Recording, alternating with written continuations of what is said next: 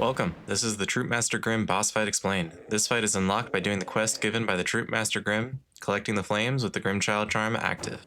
This is a chaotic fight because the boss teleports around the room, chaining his mechanics together.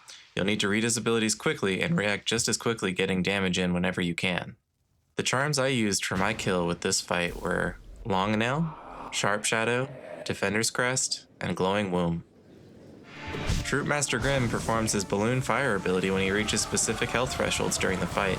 Every time I fought him, he'd start the fight by using the ability, then he'd use it again at 75, 50, and 25% health. For this mechanic, I recommend getting to the side and paying attention to the fireballs as they come out.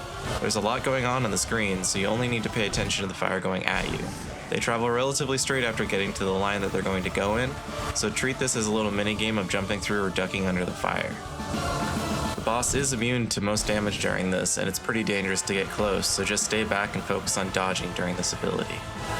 Along with this balloon fire, there's only one other ability that starts in the air, and that's his dive dash. The ability targets the player's location twice, once from the air making a direct line to the ground through the player, and then once along the ground towards whatever side the player is on.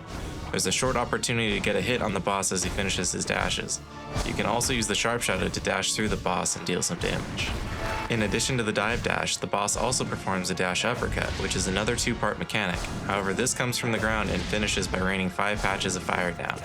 The mechanic is telegraphed by the boss holding his cape up in front of him for a second before dashing forward.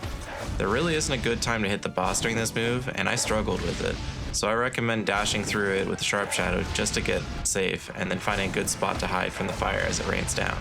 Troupe Master Grimm's Fire Bats mechanic has him sending out 3 fire bats, with each bat causing Grimm to spout fire upwards as they spawn. This telegraph is almost identical to the dash uppercut, however Grimm doesn't hold the cape up in front of his face for any amount of time. The bat's trajectory will line up with where the player is, so if the player is jumping, the bats will home in on that and come out towards the air. I found that for this mechanic to be a good one to damage Grimm because he stays relatively still during this move. However, sometimes if you're right up on him, Grimm will teleport away during this ability to a new spot and finish sending out his bats. Also be careful not to try to pogo off of him during this because the flame that shoots up when he summons his bats will damage you.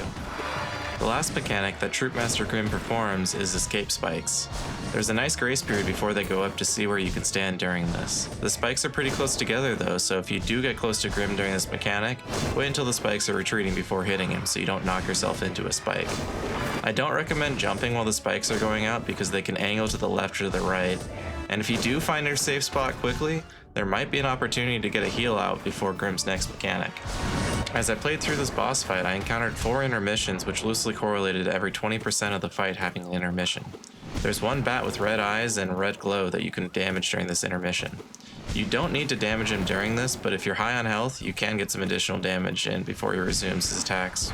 Or you can just use that time to heal. Troupe Master Grimm is a fast-paced fight. I found that having the Defender's Crest and Glowing Womb charm equipped helped to guarantee hits on the boss when getting to him may have been challenging.